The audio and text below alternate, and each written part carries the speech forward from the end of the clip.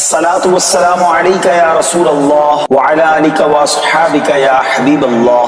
الصلاة والسلام عليك يا نبي الله وعلى آلك وأصحابك يا نور الله.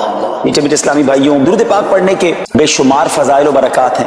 مصطفیٰ جان رحمت، شمع بزم ہدایت صلی اللہ تعالی علیہ وسلم کا فرمان عالی شان ہے کہ جو کوئی شخص مجھ پر ایک بار درود پاک پڑھتا ہے، اللہ تعالیٰ اس پر 10 رحمتیں نازل فرماتا ہے، اس کے 10 گناہوں کو مٹا دیتا ہے اور اس کے 10 درجات کو بلند فرماتا ہے. تو سبحان اللہ، ایک درود پاک پر اتنی برکتیں ہیں، تو جو کثرت سے درود پاک پڑھتے ہیں ان کو کتنی برکتیں نصیب ہوتی ہوں گی. تو ہم سب کو مل کر کثرت کے ساتھ درود پاک پڑھنے ہیں. آئیے مل کر محبت کے ساتھ بآواز بلند درود پاک پڑھ لیں. صلو علی الحبیب صلی اللہ تعالی علی محمد صلی اللہ علیہ وسلم. کبھی رات میں ایسا ہوا ہوگا آپ کے ساتھ کہ آپ بڑے دکھی ہوں گے، ٹینشن میں نیند نہیں آئی ہوگی، بچپن میں خاص طور پہ یا جوانی میں، اور آنکھوں میں آنسو ہوں گے اور آپ اپنی والدہ کے پاس گئے ہوں گے، نیند سے بیدار ہو کر یا نیند نہیں آ رہی، اور ماں کو کہا ہوگا ماں میں بہت پریشان ہوں، پھنس گیا ہوں ماں، بیمار ہوں یا قرضے میں ہوں، واٹ ایور آپ کا پرابلم تھا. سچ بتاؤ ماں نے کیا کیا تھا؟ کروٹ بدل کر سو گئی تھی کہ بیٹا تو جان تیرا کام جانے، یا ماں بھی بے قرار ہو گئی تھی؟ ماں بھی اٹھ کر بیٹھ گئی، ماں نے سینے لگایا، اللہ سے دعائیں کرنا شروع کر دی.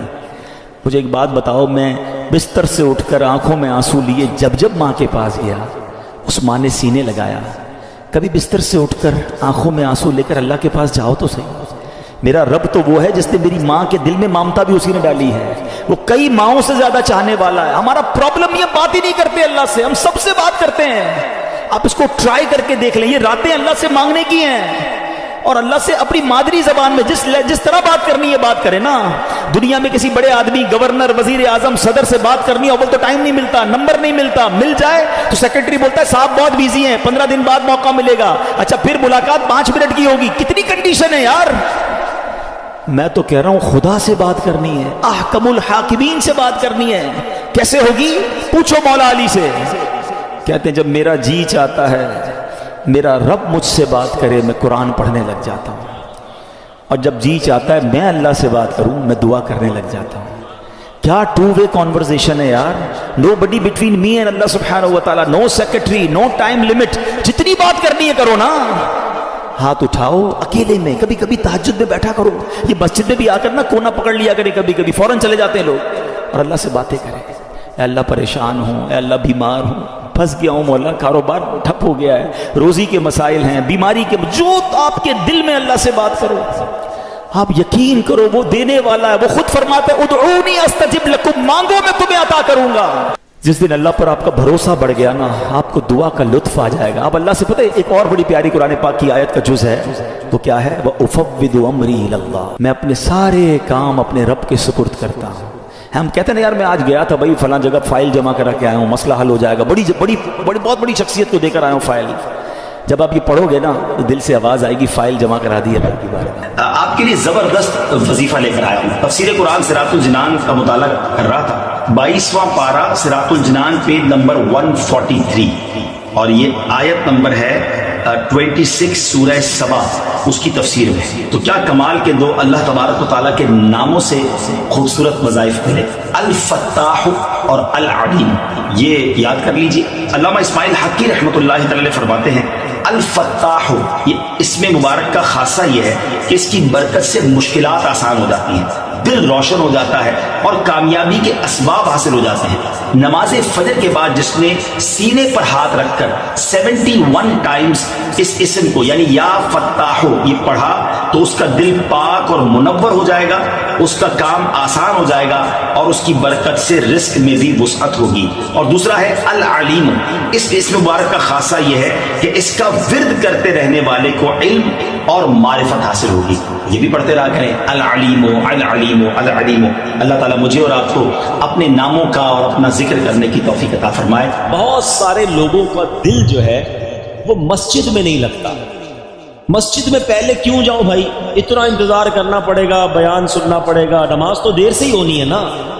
یہاں بہت سارے لوگ بالکل جماعت کھڑی ہو جائے اس کے بعد آتے ہیں، کچھ لوگ رکوع میں امام صاحب چلے جائیں پھر آتے ہیں، اور جیسی نماز ختم ہوتی ہے ویسے ہی نکلنے کی کوشش کرتے ہیں.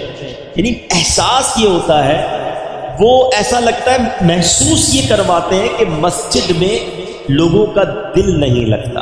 اور روایتوں میں مومن کی مثال دی گئی کہ مومن مسجد میں ایسا ہوتا ہے جیسا پانی کے اندر مچھلی ہوتی ہے.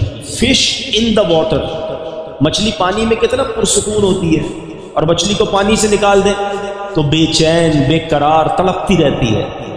مگر بدقسمتی کے ساتھ بہت بڑی اکثریت ہماری وہ ہے کہ وہ مسجد کے اندر اس طرح ہوتی ہے جیسے مچھلی پانی کے باہر ہے، بے قرار بے چین گھڑی دیکھتے رہیں گے یار کب اذان ہوگی، کب جماعت ہوگی. کبھی امام صاحب 1 منٹ لیٹ ہو جائیں، 2 منٹ لیٹ ہو جائیں تو امام صاحب کو پکڑ لیں گے، حضرت 2 منٹ آج آپ نے لیٹ جماعت شروع کی. امام صاحب 1-2 منٹ لمبی نماز پڑھا دیں، دعا طویل کر دیں، اس پر اعتراض کرنے والے اعتراض کر رہے ہوتے حضرت آج آپ نے 2 منٹ لمبی دعا کرا دی.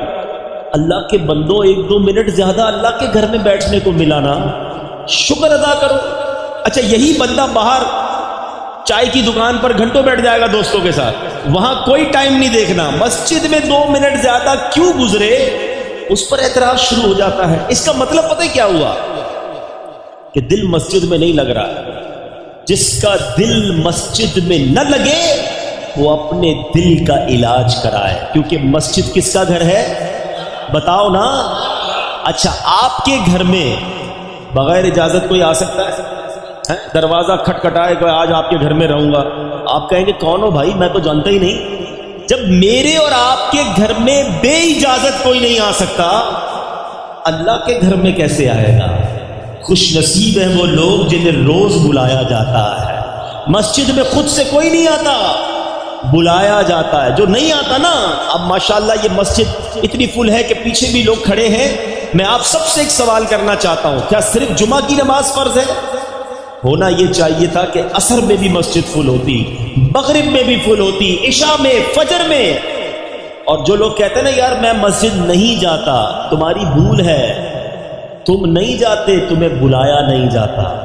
تم اللہ کی بارگاہ میں توبہ کرو کہ اے اللہ مجھے روز اپنے گھر میں بلا، میں اتنا برا ہوں کہ مجھے پورا ہفتہ تیرے گھر میں آنے کا موقع نہیں ملتا.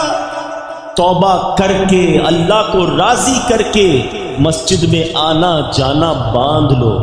پنجاب والوں کی ایک بات بڑی مشہور ہے، میں تو جب بھی پنجاب آتا ہوں، باقی شہروں میں بھی ماشاءاللہ ایسا ہے کہ مہمان نواز ہوتے ہیں.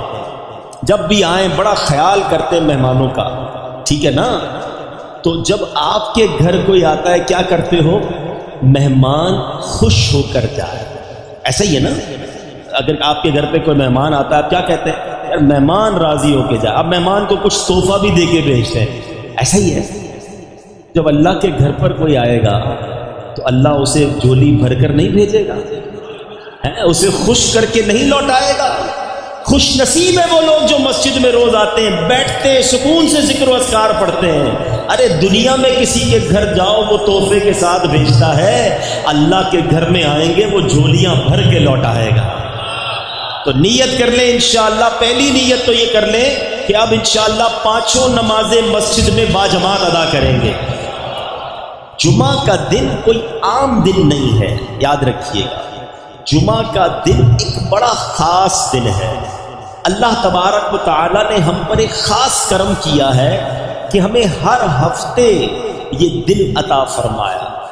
جمعہ کے دن کچھ خاص اعمال کرنے والے ہیں، وہ بھی عرض کرتا ہوں. لیکن جمعے کی پہلے اہمیت کو سمجھیے کہ جمعہ پیارے آقا علیہ الصلوۃ والسلام کی احادیث اور روایتوں کے ذریعے علماء نے بتایا کہ جمعہ یوم العید ہے. جمعہ سب دنوں کا سردار ہے. جمعہ کے روز جہنم کی آگ نہیں سلگائی جاتی.